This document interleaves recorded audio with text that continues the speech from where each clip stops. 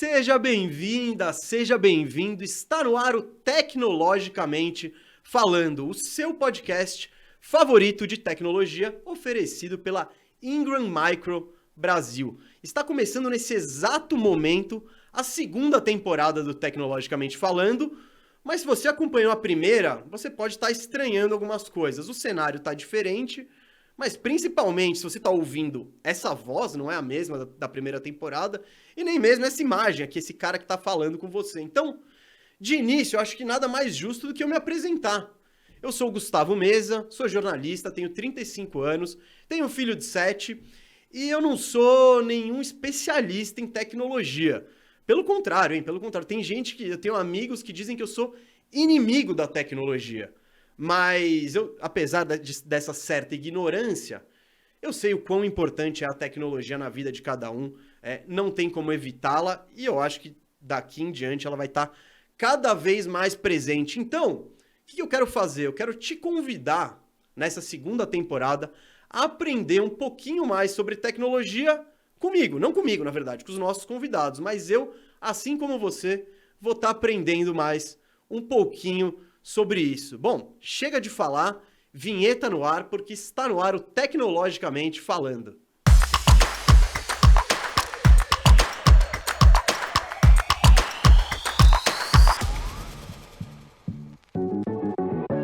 No programa de hoje, o tema é cibersegurança.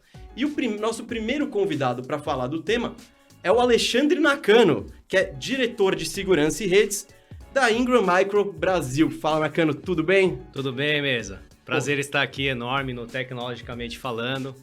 Agradecer o convite do time de marketing da Ingram. É um prazer enorme estar falando com os nossos parceiros, com os nossos fabricantes. E eu espero que seja um bate-papo aqui que a gente possa falar de cibersegurança e que se eu conseguir te ensinar um pouquinho de cibersegurança, não que eu seja um especialista, mas eu tenho certeza que todos que estão escutando aqui também vão aprender. Ah, não. Esse é o objetivo aí, Nakano. Tá com moral, hein, Nakano? Porque já começa a segunda temporada com você convidado. Bacana. Então, vamos lá. Bom, para começar, eu peguei um dado aqui, né? Eu fiz uma pesquisinha, né? Legal. Porque eu não queria chegar totalmente sem saber nada. Legal. Então, o Brasil foi em 2021... O Brasil foi o segundo país do mundo em cyberataques, com mais de 400 mil. Sim. É isso mesmo? Então, isso é aí, meio assustador. Então, eu queria que você começasse falando quais as principais ameaças que as empresas sofrem nesse sentido de cibersegurança. Não, logicamente, né, Mesa, o que acontece, né? Hoje, o dado, ele se tornou um ativo das empresas como o petróleo, tá? Então, hoje, se você imagina que as 5 empresas mais valiosas do mundo, como Facebook, né, Google, que é o Alphabet, a Apple, a Amazon, o que eles têm de maior valor? São dados, né? Ou realmente também a própria Microsoft, aí, que vai estar presente numa das temporadas da conversa. Então, hoje, os hackers eles estão à procura de dados. Dados, hoje, ele se tornou um ativo super valioso para as empresas. O meu dado, os seus dados estão dentro das empresas, dessas empresas. O seu perfil, o meu perfil. E essas empresas utilizam esses dados para muitas vezes entender comportamentos, para ofertar uma venda. Você já deve ter visto ali na hora que você está entrando no site, você procura um forno micro-ondas e começa sem parar a aparecer opções de forno micro-ondas para vocês, né? Então, esse tipo de indexação de sistema, os dados são muito valiosos hoje em dia, né? E o hacker, ele utiliza dessa vulnerabilidade, né, que algumas empresas possuem, e existem alguns ataques que no período de pandemia ocorreram no Brasil, por isso que o Brasil está em segunda posição aí, como você mencionou, onde teve um laboratório, não vou mencionar nomes aqui, um laboratório famoso aí, que foi atacado, onde os dados dos seus clientes foram sequestrados, né? E esse ataque se chama ransomware, tá? Ele é um tipo de um malware que ele encriptografa os dados da empresa, ele vai lá dentro da sua empresa, pega os dados e encriptografa e bloqueia, você não consegue utilizar eles. Agora, você imagina um laboratório fazendo milhões de exames sem acesso aos exames que foram feitos, aos dados dos seus clientes. Como que fica? Você, mesa, fez um exame de ressonância magnética, vai lá e fala, cadê? Cara, não tem esse dado. E aí, o que que acontece? A empresa, ela é ameaçada a liberar um certo valor para que ele libere os dados. Então, os hackers começaram a entender como monetizar esses tipos de ataques. E hoje, você imagina que você deve ter ouvido falar das criptomoedas. Né? Tá todo mundo falando, o Elon Musk falando, todo mundo falando de criptomoedas, né? Só que tem um problema na criptomoedas. Ele não é uma moeda rastreável, tá? Então, esse daí foi mais um motivo que aumentou a forma como os hackers estão monetizando esses negócios. Por quê? Porque se você paga através de... Eles vão te pedir que pague por criptomoedas. Não tem como você rastrear aonde que está esse dinheiro, né? Então, os hackers eles acabam se tornando invisíveis. Então, falando sobre as ameaças que hoje temos no Brasil, temos o ransomware, temos o malware, temos o phishing. O phishing é um conhecido de engenharia social. Não sei se você já recebeu um e-mail lá que diz assim, olha, o seu cartão de crédito está com problema, por favor, digite a senha. Um e-mail não, e sobre todos os temas. Né? Exatamente. Essa é uma outra forma desses hackers pegarem senhas, pegarem esse tipo de informação. Enfim, tem diversas formas hoje, no Brasil principalmente, também, como você viu aí nos dados, de sofrer um ataque. E hoje as empresas elas têm que estar muito atentas a esses ataques. Esse, como por exemplo, que eu falei de ransomware, é um sequestro de dados. A palavra nem indica isso mesmo, é isso aí. Então, a gente está aqui hoje como Ingram Micro, junto com todo o nosso portfólio, para justamente ofertar para os nossos clientes e os nossos parceiros de negócio uma opção para se defender desses tipos de ataque. E do ponto de vista da empresa, que consequências, claro, tem todo esse problema de você estar bloqueado, mas que outras consequências uma empresa que sofre um ataque de hacker sofre? Além existe dispositivos legais, existe, enfim, como se livrar disso? Sim, assim? Sim, lógico. Hoje, mesmo assim, tem uma lei que é o LGPD, né? Lei Geral de Proteção de Dados, né? Onde as empresas, isso foi em agosto do ano passado, elas podem começar a serem multadas se não protegerem os dados dos seus clientes, né? Então, não somente pela multa, mas assim, imagina o seguinte, Mesa, você tem o seu dinheiro no banco, tá?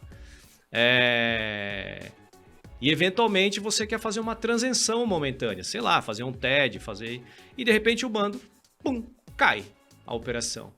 Poxa, mas se eu não pagar o pintor nesse exato momento, eu vou perder a oportunidade, ou ele vai parar a pintura da minha casa, ou eu vou perder uma negociação. Poxa, para onde vai a credibilidade de uma empresa? Pode ser um banco, pode ser um hospital, pode ser uma área de negócio, pode ser um varejo. Um varejo, né? Você está fazendo uma compra de um eletrônico, se aquele site daquele varejo cai, você vai para um outro site, você não vai ficar esperando ele voltar. Então, não somente a multa, né, que hoje as empresas estão, se não defenderem os dados dos clientes, estão em risco de incorrer em multas, mas principalmente a questão da imagem da empresa, né? Como que fica a imagem da empresa nesse cenário onde ela foi atacada, né? Você como cliente, nós como clientes, ou empresas que são clientes vão se sentir ali receosas em fazer negócio com esse tipo de empresa que não está adequadamente protegida desse tipo de ataque, né? No passado, algum tempo atrás, de novo, né? Eu não gosto de ficar falando nome de empresa, tá? Porque como a gente tem mais de 100 marcas, então a gente lida com são várias as empresas, os vendors que estão em nosso portfólio, né? Das mais diversas, né? E foram atacadas e a imagem foi substancialmente afetada, sabe? Mais do que a multa do LGPD, né? Que hoje é uma lei que gera multa, a empresa pode ser multada, né, por um agente do governo se não proteger devidamente os dados dos seus clientes. Ela tem uma questão de imagem, né? Esse é um problema sério. E como que era antes da Lei Geral de Proteção de Dados? Era mais uma terra de ninguém, assim? Era meio nebuloso? Boa pergunta, né? Boa pergunta. É assim, justamente como eu mencionei, né? Os dados, eles vieram ganhando nos últimos anos, né? Um valor exponencial no mercado, né? Eu me lembro aí, há 20 anos atrás, aí, viu, gente? Eu sou novo ainda, tenho cabelo branco aqui, mas... Tem cabelo ainda, pelo menos. Tá bom, é verdade mesmo, é verdade. Aonde a defesa que existia, né, para esse tipo de informação era o antivírus, era um firewall, né, que eu costumo dizer o seguinte, né, que nem quando você estava defendendo uma casa, né, você tinha lá um cercadinho elétrico, no máximo uma porta, uma tranca. Hoje a dinâmica é outra, né? Só isso não é mais suficiente. Então você tem dos mais diversos meios de proteger a sua casa hoje, né? Então a gente tem soluções de anti-DDoS, enfim, tem o WAF, não somente Firewall, CIEM, tem uma série de diversas de soluções para garantir a segurança da sua casa, da sua empresa, né? Da sua casa eu digo a empresa, né? Então, o que a gente precisa nesses casos é justamente deixar a empresa protegida para tudo isso, né? Eu acho curioso a gente falando dessa... Você falou há 20 anos, era assim. Curiosamente, eu tô assistindo uma série lá da HBO que chama The Wire. Eu não sei se você já viu. Esse eu não conheço. É muito engraçado porque é uma série policial, né, que se passa em Baltimore. E a grande tecnologia deles, há 20 anos, era a escuta. Era botar... Sim. Então, quando a gente fala nessa evolução, assim, é muito pouco tempo pro tanto que mudou. Isso aí eram os caras lá, batendo preguinho, botando o microfonezinho, aquela câmera, que não é nem internet, tá conectada sei lá como. Como é que foi essa mudança? Porque é muito rápida e muito brusca, né? Sim. Essa mudança ocorreu justamente porque os dados, eles se tornaram muito valiosos, né? Como eu mencionei aí no início do nosso bate-papo, o dado, ele hoje, dentro das empresas, são tão valiosos ou até mais do que petróleo, como mencionei. As top maiores empresas hoje, né, de mercado aí, tô falando no geral, tá? As mais valiosas do mundo são empresas de tecnologia, né? E por isso que você necessita ter essa proteção e esses dados aí, vamos dizer assim, garantidos de uma forma que a gente tenha certeza que nada vai afetar essas informações, né? E eu tava lendo aqui também, não agora, né, mas antes na pesquisa, que boa parte das falhas de cibersegurança, desses ataques de hacker, são por vacilos internos, podemos dizer isso, né? Sim, por verdade. Um funcionário que não toma cuidado com os dados, alguma empresa que não deu atenção devida e deixou algo exposto. Eu quero saber quais são os mais comuns e também por que é importante a empresa, né, educar o funcionário em relação à cibersegurança. Não, em verdade o que acontece, né? As empresas, elas precisam ter uma política clara de segurança dentro da empresa, né? Os funcionários, eles precisam ser treinados. Em geral, uma empresa bem estruturada, e depende do tamanho, tá? Pode ser uma empresa pequena ou grande, ela precisa ter uma política clara de cibersegurança. E muitas vezes ter um departamento de InfoSec, tá? Que é já um nome já que vem sendo bastante utilizado para quando você tem um departamento para treinar as pessoas, os colaboradores da empresa, né? Porque, logicamente, como eu falei para você no início ali, de phishing, que é engenharia social, né? E o e-mail é um meio de que as pessoas recebam, ou eventualmente até entende que aquele e-mail é da empresa e não é da empresa, né? Então elas precisam ser treinadas para saber que aquele e-mail é um e-mail que pode ser um phishing, que pode ser um malware, né? E isso vem da educação, né? A gente precisa, é necessário, as empresas e os colaboradores principalmente precisam saber que eles fazem parte da segurança da empresa e o que causa se eventualmente a empresa for atacada, né? Eu não gostaria de estar numa empresa que eventualmente atacada, fosse afetada do lado competitivo, fosse afetado do lado dos negócios e eventualmente até diminuição de negócios, né? E, poxa, está ameaçando o seu emprego. Então, quando o colaborador sabe que a ameaça do seu emprego advém também dessa questão da segurança, poxa, eu tenho certeza que ele vai se empenhar nesse treinamento. É aquele incentivo meio... A mais, né? Na a pressão, mais, né? Na pressão, então... Tem coisa em jogo aqui. É verdade. E é fundamental para as empresas, porque é isso. O que eu acho mais maluco nessa história toda é como combater esse inimigo. Esse inimigo que você não vê, que você não sabe da onde tá vindo, da onde o cara tá. Como que é esse processo de... Primeiro, por parte das empresas, identificação, né? De ataques.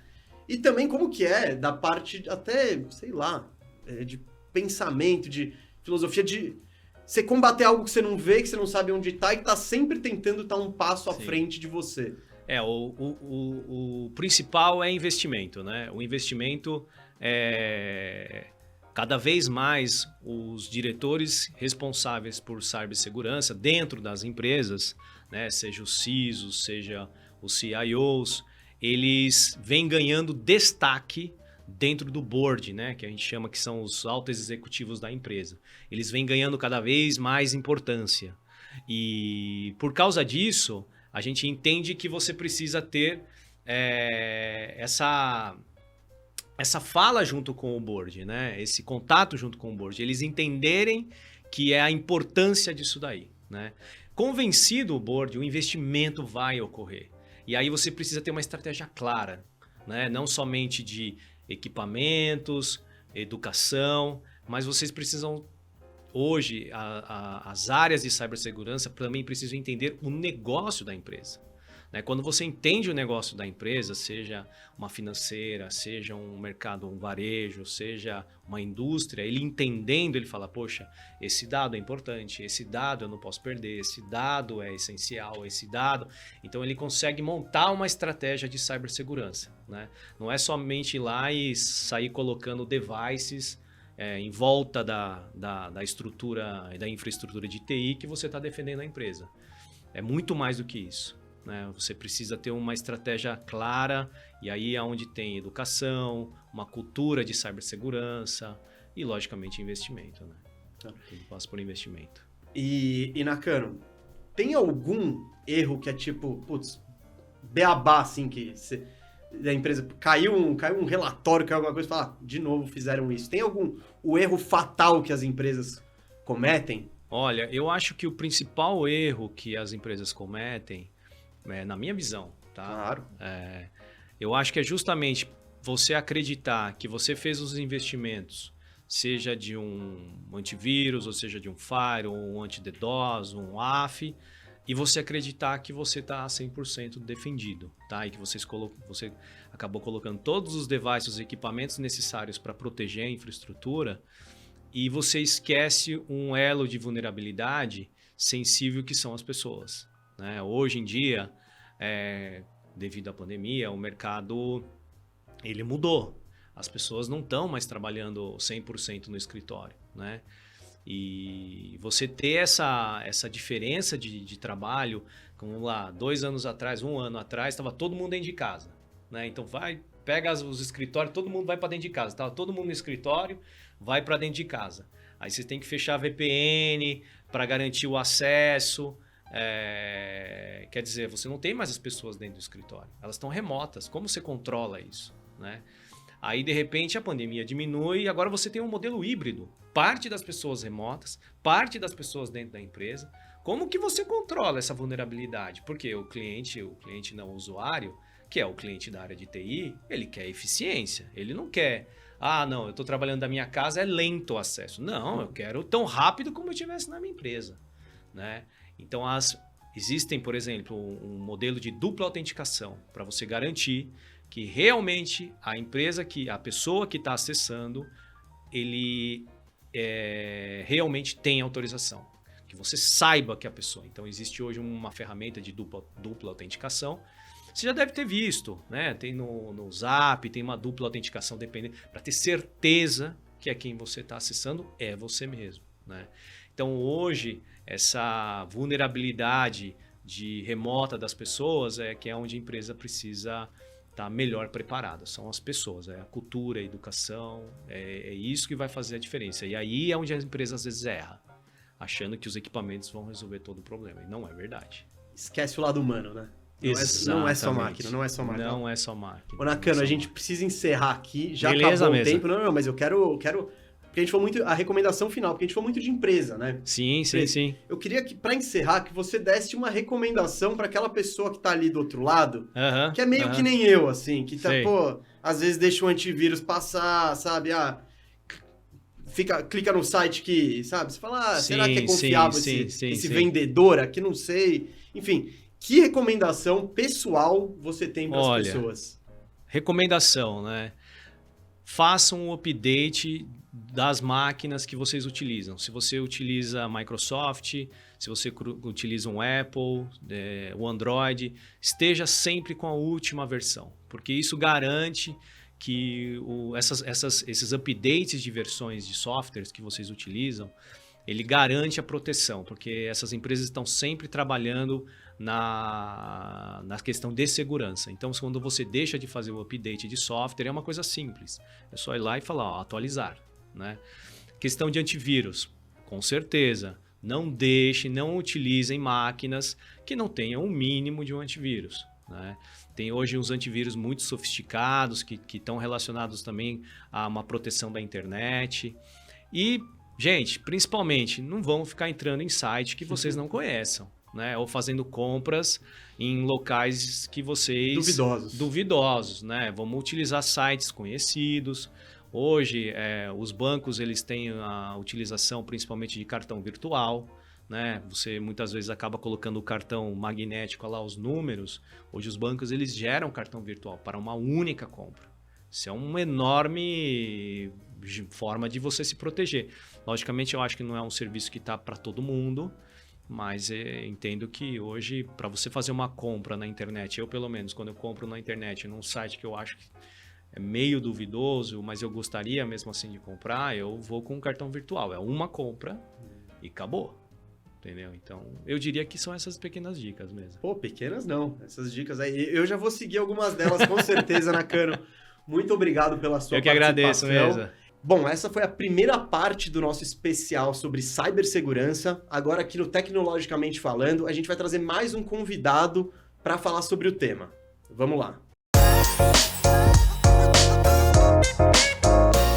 Bom, gente, vamos agora para a segunda parte do nosso episódio sobre cibersegurança, que esse é o primeiro episódio da segunda temporada do Tecnologicamente Falando, que é oferecido pela Ingram Micro Brasil, mas o tema continua o mesmo, cibersegurança, e agora, antes eu falei agora há pouquinho com o Nakano, nesse momento temos dois convidados muito especiais que eu vou apresentar para vocês agora. O primeiro é o Jefferson Profeta, que ele é Country Manager da CrowdStrike. Fala, Jefferson, Jefferson, já comecei errado. Profeta, tudo bem?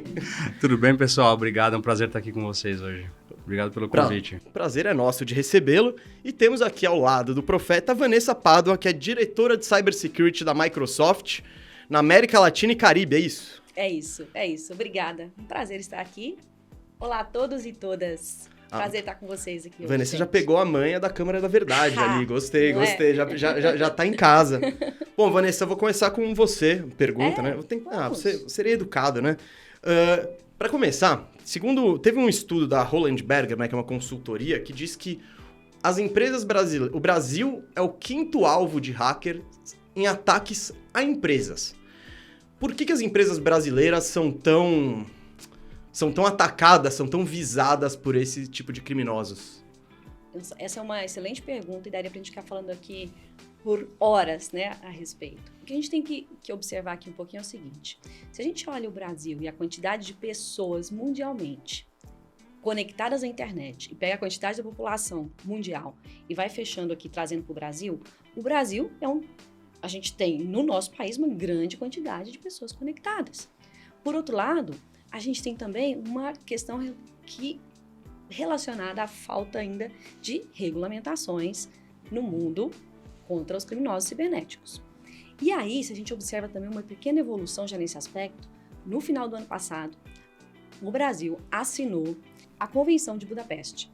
Isso ajuda muito no processo de colaboração entre os diferentes países, porque no mundo de cybersecurity é extremamente importante a cooperação, né? Quanto mais as empresas cooperarem, quando a gente fala as empresas de diferentes segmentos, diferentes indústrias, diferentes países, diferentes privados e não organizações privadas e governamentais, tudo isso ajuda muito no processo da gente ser ágil no processo de resposta a incidentes ou até antever o que vai, né, para a gente se proteger melhor e criar aí todo um processo de uma estratégia de resiliência cibernética cada vez mais abrangente. Então, voltando aí ao teu ponto, eu colocaria 2 fatores aí. A questão das regulamentações, a gente está num processo evolutivo nesse aspecto, e a questão da quantidade de pessoas conectadas que a gente tem no nosso país, né? Então, com isso vem o advento dos criminosos cibernéticos aí, trazendo um grande panorama, né, super delicado que a gente teve em especial nos últimos 2 anos.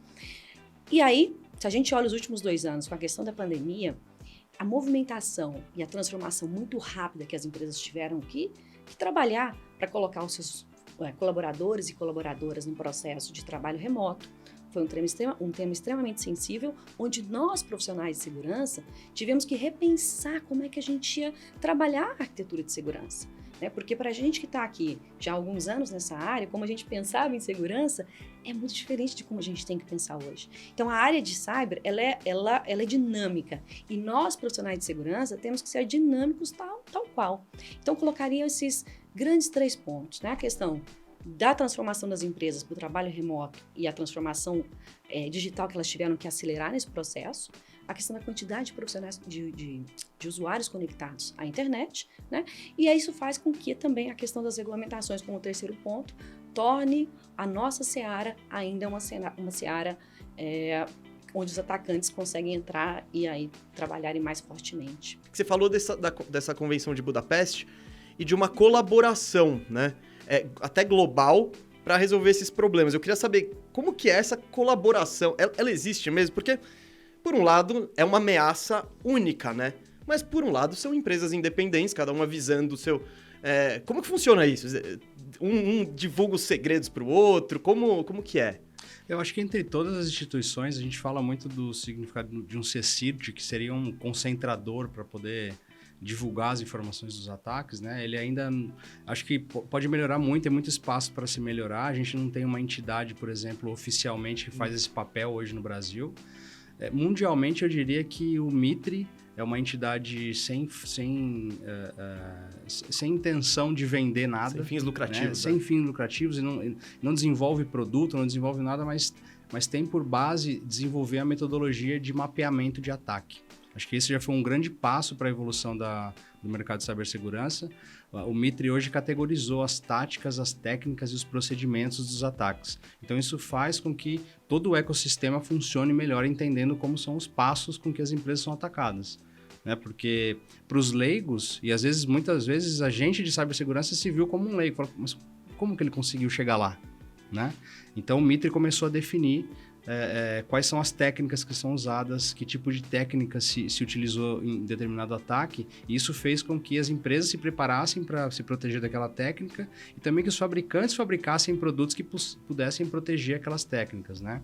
A superfície de ataque ela é muito grande, como a Vanessa comentou. Superfície de ataque, basta você estar conectado, você faz parte da superfície de ataque, né? Do outro lado, a gente tem a digitalização do crime cibernético, ou do crime, né? O crime foi para a área digital, o que causou hoje a gente ter tanto ataque dentro do mercado. O pessoal está invadindo menos banco do que está tentando fazer isso por formas, como eu posso Exato. dizer, e se online. Se você parar para pensar, é um tema de risco, porque é muito mais seguro para um criminoso, ao invés de ele pegar uma arma aí na agência e roubar o cofre, ele burlar um aplicativo, um sistema operacional, alguma coisa do gênero e tá lá dentro, né? E tá conseguindo monetizar. Então, a gente percebeu muito na pandemia, com a expansão do trabalho remoto, as empresas passaram de não ter perímetro mais. O perímetro virou a casa das pessoas, né? Então, isso causou com que a gente teve... se usa muito esse jargão em outros segmentos, mas a gente teve a tempestade perfeita, né? Falta de regulamentação no país, falta de regulamentação em vários países, falta de organização entre as próprias as empresas, entidades, governo. Então, foi terreno fértil aí por muito tempo e ainda é terreno fértil. Eu costumo dizer que depois que o criminoso sentiu o cheiro de sangue e conseguiu monetizar, ele não vai parar. Sim, né? Porque isso que você falou faz muito sentido, né? O risco dele não é o risco físico, né? Quando você, sei lá, rouba um banco, você põe o seu corpo no negócio, você tá correndo o risco do físico. E isso não, você tá ali no conforto de sei lá onde, né? Tipo, em algum lugar tentando burlar isso. E já que estamos... desculpa, por favor. Não, esse ponto que o Profeta trouxe, né? De como isso se tornou um crime aí organizado que está gerando um dinheiro muito forte. Mas se a gente pega o último relatório do Fórum Econômico Mundial, que trouxe alguns números ali interessantes para a gente, um deles foi que em 2020, os criminosos cibernéticos, eles arrecadaram, só em ransomware, 400 milhões de dólares. Ransomware que é tipo em o criptomoedas. sequestro, é o resgate do sequestro, não é isso? É o resgate do sequestro, é isso. Em criptomoedas. Então, isso se tornou algo, né, que eles olharam e falaram, não, peraí, como é que eu posso trabalhar muito rápido para ter um retorno de investimento também tão rápido quanto, né?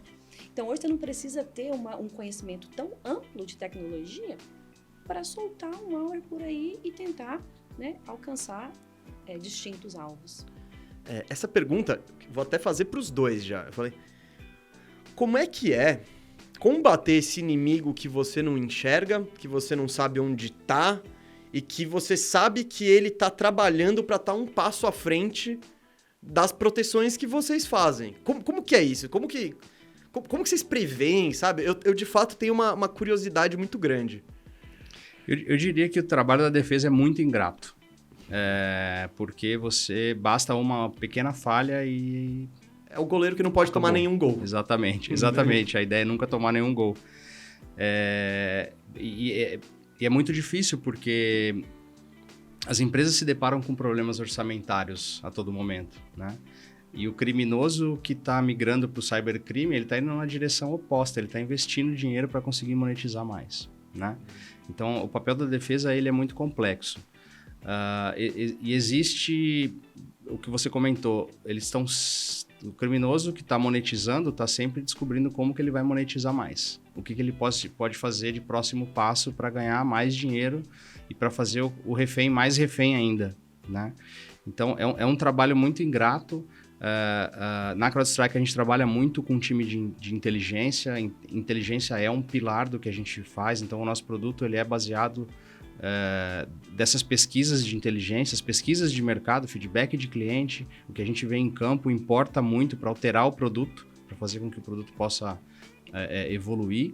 E é um pouco o que o mercado acaba fazendo, né? Entendendo quais são as tendências de ataque para poder, ao longo do tempo, melhorar essa relação de defesa.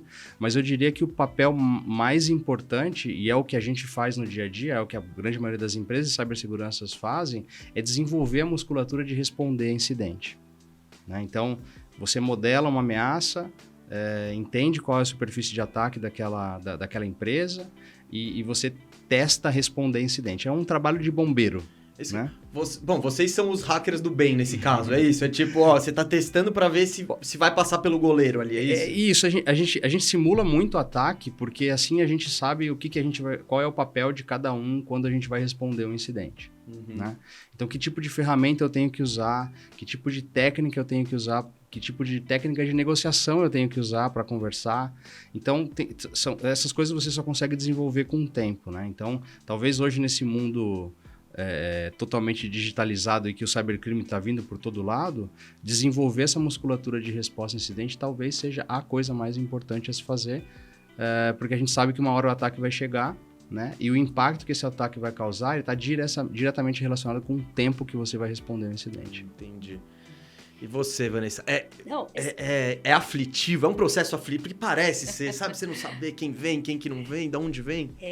Aí é um ponto...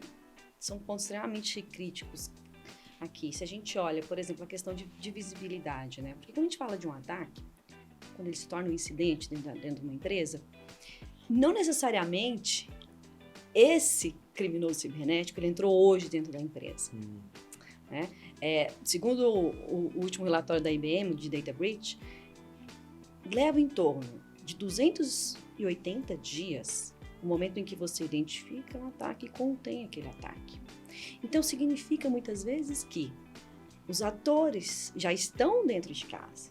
Então, o que a gente precisa fazer? Por exemplo, ter um trabalho forte, dinâmico, né, e consistente de sempre buscar atores que estão dentro de casa, dentro das nossas empresas, né? E isso que o Profeta falou é extremamente relevante e importante, ou seja, como é que eu tenho visibilidade do que está acontecendo? Como é que eu posso pegar, por exemplo, identificar, fazer o que a gente chama de threat hunting, que é fazer uma busca, né, dentro de casa, assim, dentro da empresa e falar, opa, tem ou não uma ameaça? E se eu tenho, eu vou mitigá-la, eu vou contê-la antes que ela comece a caminhar. Porque muitas vezes esse mal, ele chega ali por um e-mail inofensivo, um usuário clica e fala, opa, não aconteceu nada. Só que isso não aconteceu nada, no behind the scenes está acontecendo tudo. Né? É onde esse mal ele começa a buscar credenciais, né, com privilégios administrativos, ou seja, se eu sou uma pessoa, um criminoso cibernético, eu preciso ter acesso a dados sensíveis das empresas, em geral, quem tem acesso a esses dados são pessoas com privilégios mais avançados, administrativos, que a gente chama, né? Então, esse malware tenta buscar essas credenciais. E aí, ele começa a trabalhar um movimento que a gente chama de lateral, né? Ou seja, buscar outros endpoints, outras estações de trabalho, outros dispositivos móveis que estão no mesmo segmento de rede, por assim dizer, para que ele possa, então, ter o acesso que precisa para chegar no dado e chegar, opa, tenho acesso agora ao meu pote de ouro aqui, né? E aí é onde começa todo um processo de evolução do ransomware, propriamente dito, de criptografar ali aqueles dados para que então venha para o próximo passo de resgate. Mas voltando ao ponto, se a gente não tem visibilidade, como é que eu vou proteger o que eu não consigo ver? Certo? Como você comentou. E isso é uma dificuldade que existe no mundo de cyber já há bastante tempo. Mas não significa que não exista como, né? Não é simples, obviamente, né? Mas é possível. Só que ela requer, quando a gente fala de segurança, a gente tem que pensar sempre no tripé: pessoas, processos e tecnologias, né? O Profeta comentou em especial a questão dos processos, de validação dos processos. Porque a resposta a incidentes, o incidente ele vai acontecer, fato. Temos que estar preparados por quando e como. Para eu estar preparado para o quando e como, eu tenho que validar as minhas defesas. E aí vem os exercícios de Red Team e Blue Team, de ataque e defesa. Aí você cria o Purple, né, o Purple Team. E aí, baseado nisso, seguindo frameworks como o do Mitri, por exemplo, você começa a pensar na sua estratégia de segurança com o mindset do atacante. Essa começa a ser uma estratégia mais eficiente. Se eu fosse o cara, eu entraria por ali. Por ali. E aí você vai mapeando os seus controles e você identifica os gaps que você tem, né? E aí, nesses gaps, você vai, opa, agora eu preciso melhorar o meu controle aqui, adicionar uma solução aqui, uma de segurança aqui, outra ali. Ótimo, desde esse ponto de vista tá ok. E existe um outro exercício, pensando na parte de processo, porque assim, eu posso ter a melhor tecnologia do mundo. Se eu não tiver essas tecnologias muito bem configuradas por aquelas pessoas que foram muito bem treinadas, e os processos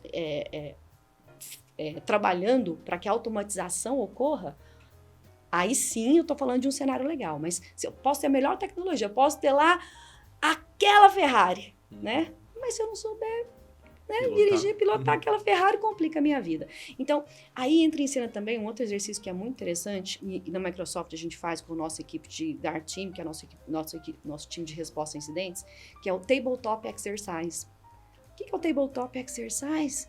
Né, Vanessa? O que é isso? É eu validar o meu processo de resposta a incidentes. Supondo lá que a pessoa do RH clicou naquele e-mail com phishing, e aí nada aconteceu, etc., mas gerou um alerta, né? E a pessoa recebeu uma informação, opa, aconteceu algo aqui na sua estação de trabalho.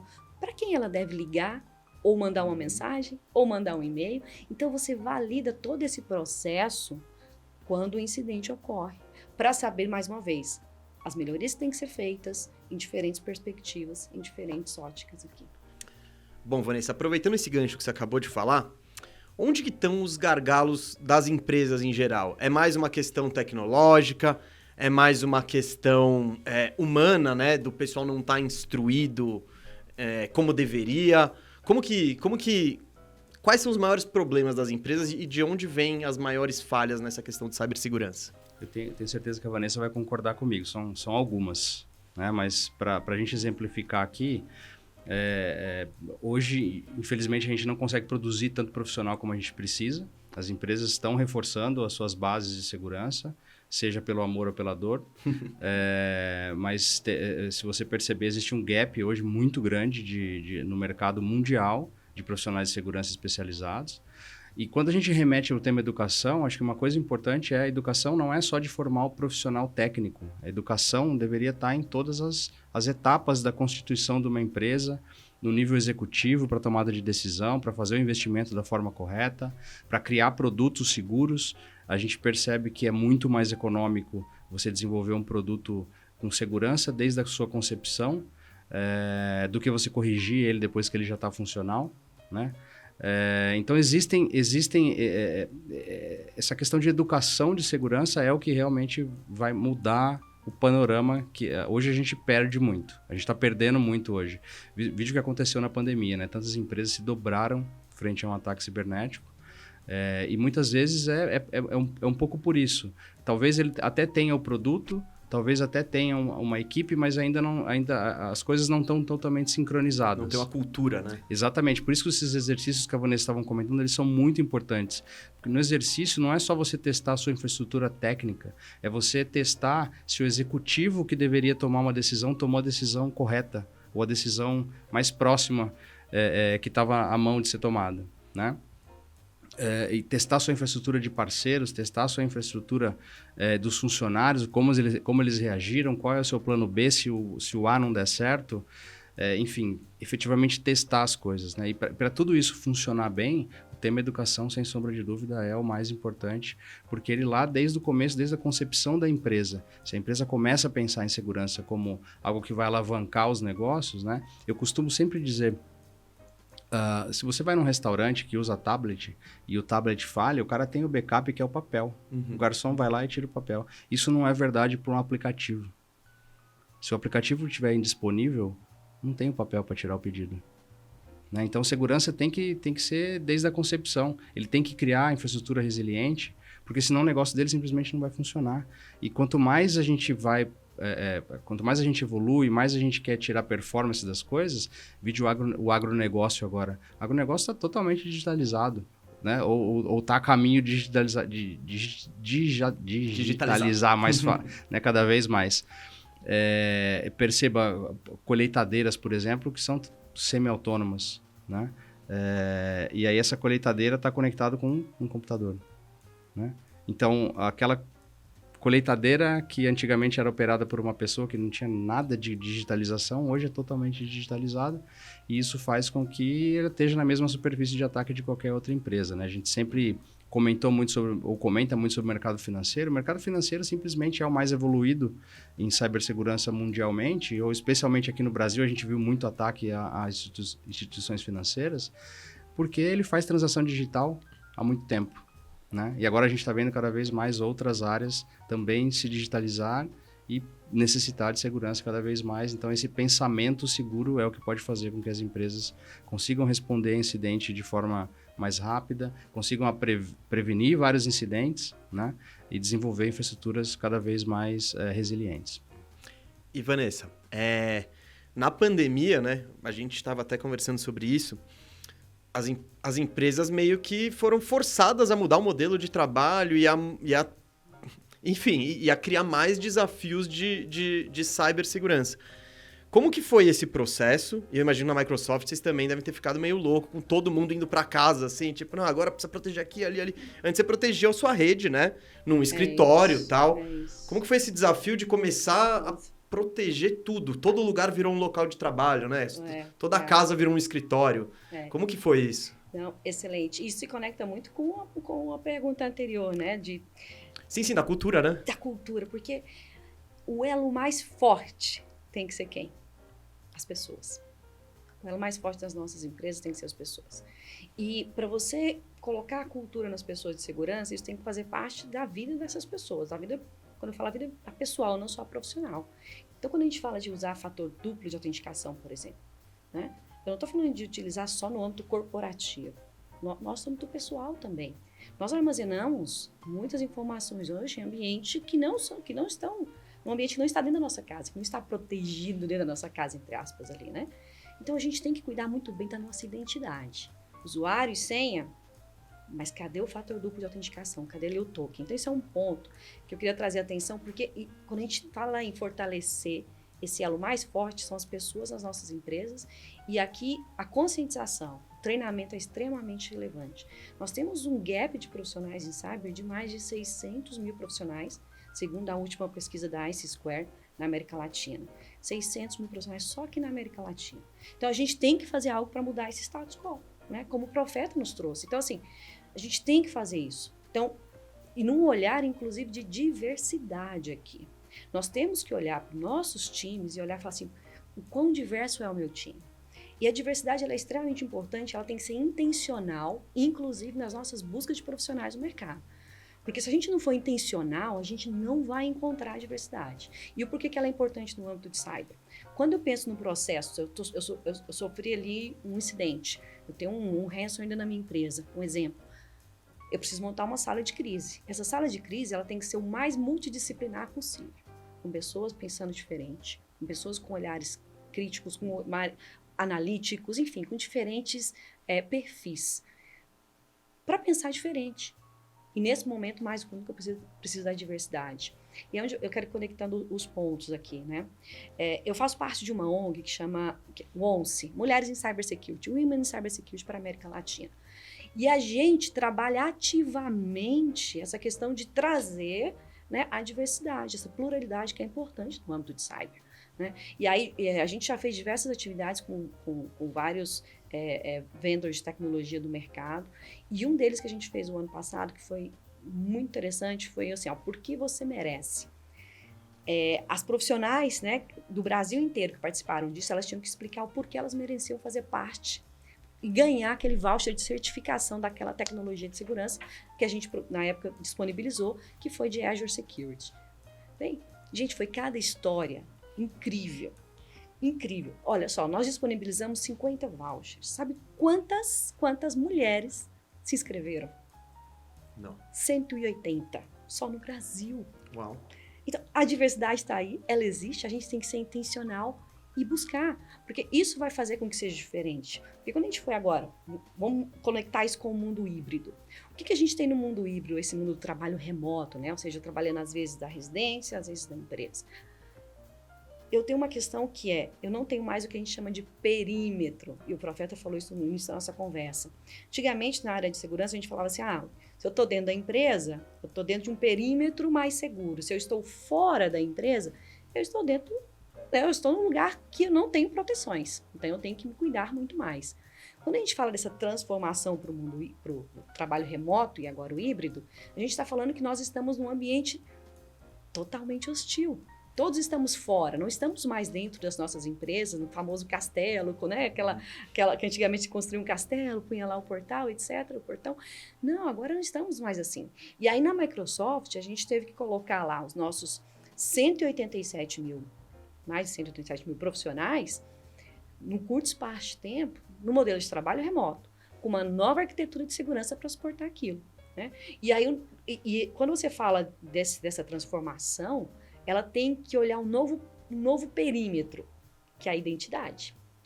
A identidade ela é o novo perímetro desse momento. Por quê? Porque você vai acessar os seus recursos de qualquer lugar.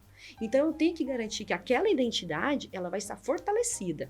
Né? Então, a gente trabalhou um processo de construir uma arquitetura mais moderna, trabalhando o conceito de Zero Trust, confiança zero, onde eu fortaleço a identidade, eu fortaleço o dispositivo que aquele profissional ou aquela profissional vai estar utilizando desde a sua residência, né? Porque ela vai estar num ambiente onde vai ter TV conectada, vai ter impressora, vai ter câmera, vão ter outros dispositivos que podem ser dependendo do que acontecer, uma ameaça para entrar dentro da companhia, né? Então, essa questão de confiança zero eu nunca vou confiar, eu vou sempre verificar e sempre fazer a checagem e você ter sempre o mindset que, tipo, eu estou num ambiente hostil. Né? E aí, com isso, a gente trabalhou essa transformação que teve que ser muito, muito rápida. né? É o modelo que a gente atua até hoje, é o modelo que a gente leva para o mercado como... veja, quando a gente fala de confiança zero trust, não é uma tecnologia, né? Não é algo da Microsoft, né? Isso o NIST já fala há bastante tempo e outras instituições também. É uma arquitetura moderna, robusta, observando bastante a identidade fortalecida, né? Observando bastante a questão do endpoint, porque não adianta... eu tenho a identidade fortalecida, mas você vai acessar a mesa, o recurso através do seu dispositivo móvel. Será que ele está com o último patch aplicado? Né? Será que ele está com a última atualização? Não, então isso aí não pode acessar. Agora, se ele tiver, mas mesmo que ele esteja, não é por isso que ele vai continuar tendo acesso. Então, a gente vai sempre verificar, mesmo que essa checagem já tenha sido feita logo no início. Que legal. Ó, eu preciso encaminhar pro final, eu tenho mais 2 perguntas para cada uma, mas eu só queria tocar em um ponto que você falou, que foi a questão da mulher na cibersegurança, você participar de uma ONG que, enfim, que procura aumentar, pelo que eu entendi, aumentar o espaço da mulher dentro dessa área. Dentre os profissionais de cibersegurança, você sabe qual que é o percentual de mulheres? Pela pesquisa da ICE Square, a última, né, que é de 2020, ela é de 20%. 20%. E eu imagino que isso aumentou recentemente, certo? Sim. É um processo que está crescendo. É um processo que está. Porque o que acontece? A gente precisa buscar profissionais, e essa diversidade, essa pluralidade, as pessoas têm que entender que elas podem vir de qualquer background.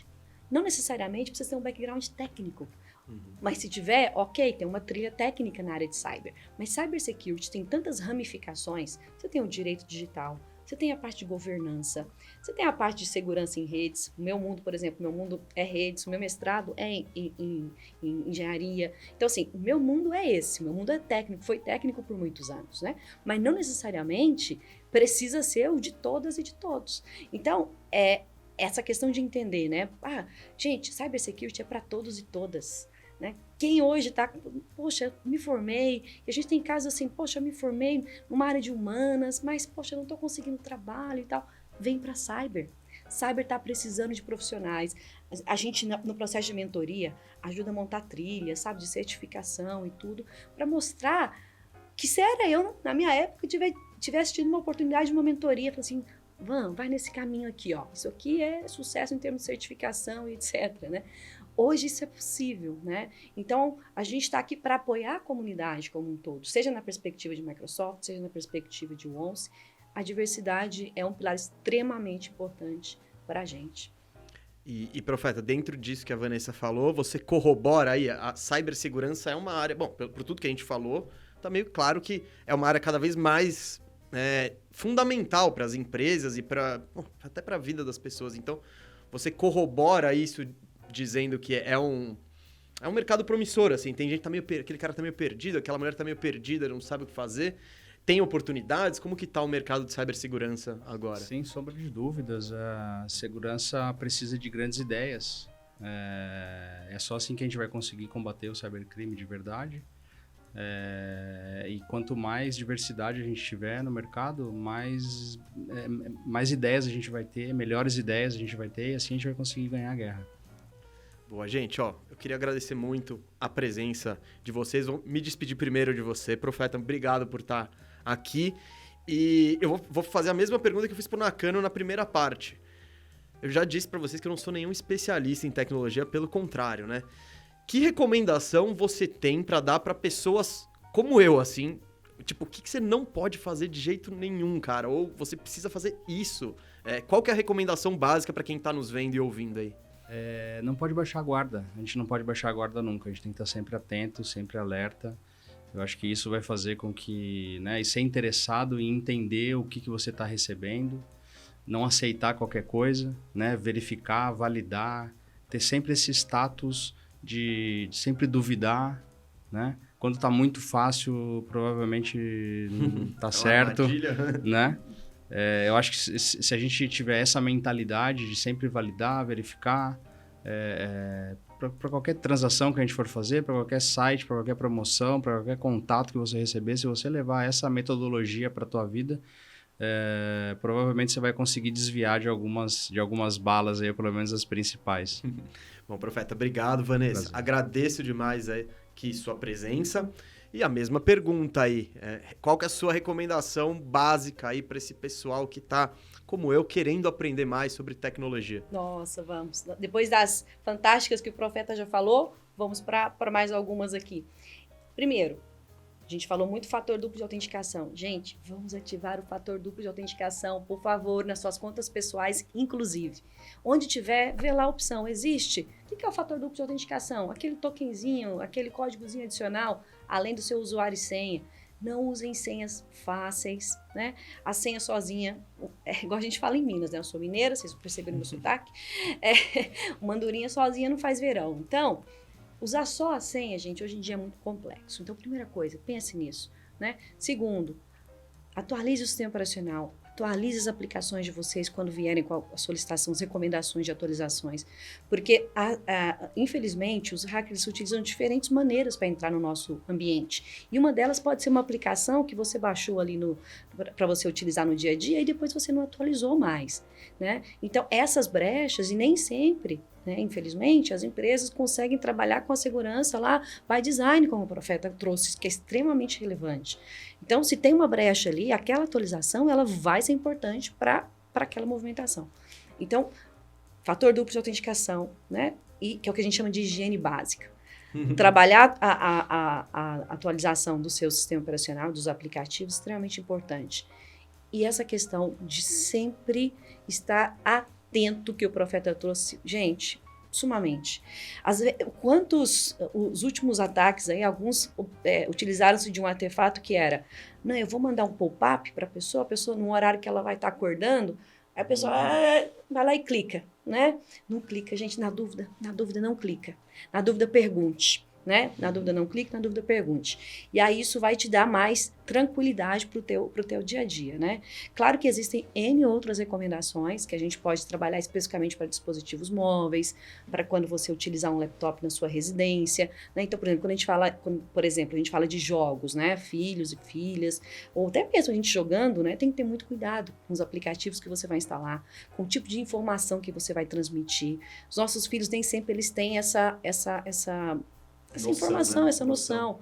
Então, a gente tem que passar isso para a nova geração ali. E eu tô falando, gente, crianças com 4, 5 anos, para a gente já começar a conscientizar do porquê que precisa, né, ter uma senha, às vezes, mais forte, porque não pode mandar certas mensagens num chat, né, de um jogo. Então, tudo isso tem muito cuidado, porque quando a gente fala dos ataques, eles estão olhando diferentes cenários. Você vai lá na sua rede social e publica, eu acabei de comprar uma TV nova, modelo, e tira uma foto. Poxa, o atacante, ele sabe já onde você trabalha, porque outro dia você publicou. Agora ele sabe que você está usando uma Smart TV da marca tal, que roda um sistema operacional tal, né? E essa TV está na sua casa, na mesma rede que você está acessando o ambiente corporativo. Olha só, se aquela TV tem uma vulnerabilidade, o atacante entra por ali, ele vai chegar no teu computador e vai acessar a empresa. Aqui a gente entra num ponto que a gente fala bastante, que chama empatia digital. Entender que essas questões, elas vão acontecer, né? O teu filho pode pegar o seu smartphone, a tua filha, e acessar uma informação que não deveria? Pode acontecer, né? Essa questão que a gente comentou agora, de um ataque via um dispositivo de IoT, né? Internet das coisas, que é uma TV, chegar na corporação. Então, por isso que a gente tem que, mais do que nunca, entender e fazer uso das diferentes soluções de segurança que a gente vai colocando na nossa infraestrutura, com muito cuidado e redobrando as atenções, como o Profeta nos trouxe. Vanessa, Profeta, muito obrigado aí por essa aula que vocês me deram e deram para todo mundo que está aqui assistindo do outro lado, ou ouvindo, né? Seja no Spotify ou na sua plataforma preferida. E esse foi o primeiro episódio da segunda temporada do Tecnologicamente Falando. E o que eu queria pedir para você é, se você gostou do programa, comenta aqui embaixo. Se você acha que tem alguma coisa a melhorar, comenta aqui embaixo. Um tema que você acredita ser imperdível para a gente tratar aqui, pode comentar aqui embaixo, porque a ideia é que esse programa seja o mais legal possível para você e que o Tecnologicamente Falando te ajude, assim como me ajuda, a aprender um pouquinho mais sobre tecnologia, algo que é tão importante na vida de todos nós. Então, nos vemos no segundo episódio e até a próxima.